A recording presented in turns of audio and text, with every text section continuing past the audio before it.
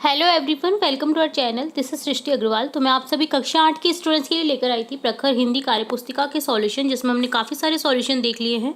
अब यहाँ पर हम कंटिन्यू देखेंगे आकलन 6 और आकलन 7 का सॉल्यूशन। तो दोनों ही आकलन के सॉल्यूशन हम इस पार्ट में देखने वाले हैं, तो वीडियो इंपॉर्टेंट होने वाला है आप सभी के लिए। तो स्टार्टिंग से लेकर एंड तक बने रहेगा इसी तरह मेरे साथ। सबसे पहले देखेंगे आकलन 6 का सॉल्यूशन, जिसमें क्वेश्चन है निम्नलिखित गद्यांश को पढ़कर प्रश्नों के उत्तर दीजिए।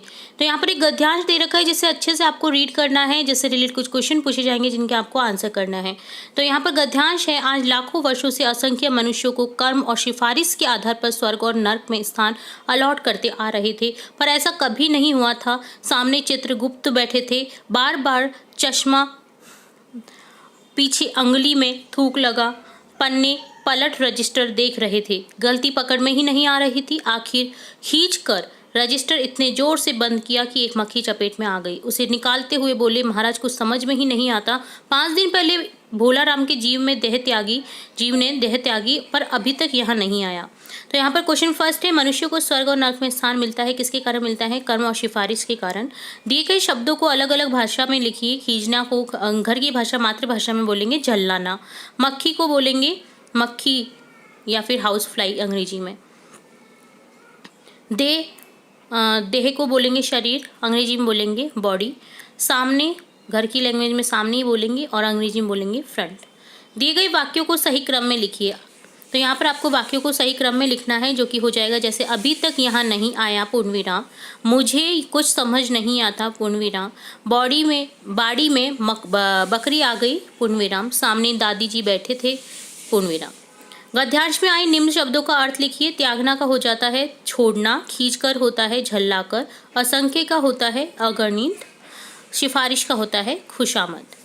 प्रदूषण दूर करने के लिए हम क्या क्या उपाय कर सकते हैं? तो प्रदूषण दूर करने के लिए हम जनसंख्या पर नियंत्रण, धूम्रपान नियंत्रण, पेड़ पौधों की संख्या बढ़ाना, कारखानों में चिमनियों पर फिल्टर लगाना, कचरा यथा स्थान या कचरे पात्र में डाल करके हम प्रदूषण को कम कर सकते हैं।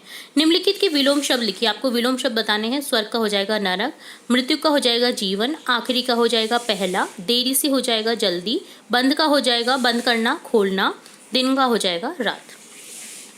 नेक्स्ट क्वेश्चन 7th है, रिक्त स्थानों की पूर्ति कीजिए। आखिर रिक्त स्थान रजिस्टर बंद कर दिया, आखिर खींच कर रजिस्टर बंद कर दिया। देखा कि एक मक्खी चपेट में आ गई। 5 दिन पहले भोलाराम के जीव ने क्या त्यागी? देह त्यागी, वह अभी तक यहाँ नहीं आया। तो इस तरह से डन होता है आकलन 6 का सॉल्यूशन। अब देखेंगे आकलन 7, जिसमें क्वेश्चन है नीचे लिखिए शब्दों को शब्दकोश के अनुसार लिखिए। शब्दकोश के अकॉर्डिंग लिखना है आपको। तो यहाँ पर हम इंग्लिश शब्दकोश का यूज करेंगे, हिंदी का शब्दकोश आजकल यूज नहीं किया जाता है किसी भी जगह। तो यहाँ पर देखिए सबसे पहले आ जाएगा अलवर, देन आ जाएगा भरतपुर, देन आ जाएगा बीकानेर, देन दौसा, देन आ जाएगा जयपुर, देन आ जाएगा जोधपुर, देन आ जाएगा पाली और लास्ट में आ जाएगा उदयपुर। नेक्स्ट नीचे लिखे वाक्य किसी काल में लिखे हैं। आप वाक्यों को शेष 2 कालों में बदल कर लिखिए। अगर आपको भूतकाल में दे रखा है तो वर्तमान भविष्य काल में लिखना है, और भविष्य काल में दे रखा है तो वर्तमान भूतकाल में लिखना है, वर्तमान काल में दे रखा है तो भूतकाल और भविष्य काल में लिखना है। तो यहाँ पर है कमरा बहुत बड़ा है आ रहा है, तो ये वर्तमान काल का सेंटेंस है। अब हम इसे भूतकाल और भविष्य काल में बदलेंगे, जिसका हो जाएगा कमरा बहुत बड़ा था भूतकाल, कमरा बहुत बड़ा होगा भविष्य काल। बच्चा रोता रोता बोला, तो यहाँ पर हो जाएगा बोला, यानी बोला गया था उसके द्वारा। तो ये भूतकाल का सेंटेंस है। अब इसका वर्तमान और फ्यूचर टेंस भविष्य काल में बनाएंगे। बच्चा रोता रोता बोल रहा है, बच्चा रोता रोता बोलेगा। ठीक है, गा गेगी आता है भविष्य काल में, था थे थी आता है भूतकाल में, और है ही है या रहा है रही है रहे हैं ये सभी आते हैं वर्तमान काल में।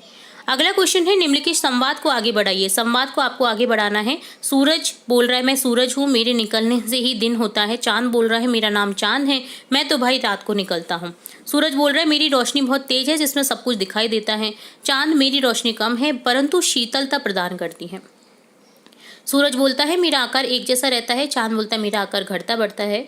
सूरज बोलता है मैं एक तारा हूँ, चांद बोलता है मैं पृथ्वी का उपग्रह हूँ। तो आपको इसी तरह से संवाद को आगे बढ़ाना था। नेक्स्ट क्वेश्चन 4th है, अधिक शोरगुल को ध्वनि प्रदूषण कहते हैं। इस प्रकार कौन कौन से प्रदूषण होते हैं, किन्हीं 2 के नाम लिखिए। तो वायु प्रदूषण होता है, जो कि अवांछित जो गैसें होती हैं उनके कारण होता है, और जल प्रदूषण होता है जल में कचरा डालने पर। ठीक है, तो इस तरह से डन होता है आकलन पत्रक 7। इसी के साथ हमने देखा आकलन 6। तो आगे के सॉल्यूशन भी देखेंगे और भी इंपॉर्टेंट वीडियोस आपकी कक्षा से रिलेटेड देखते रहेंगे। तो जुड़े रहे हमारे चैनल के साथ। वीडियो को पूरा देखने के लिए धन्यवाद।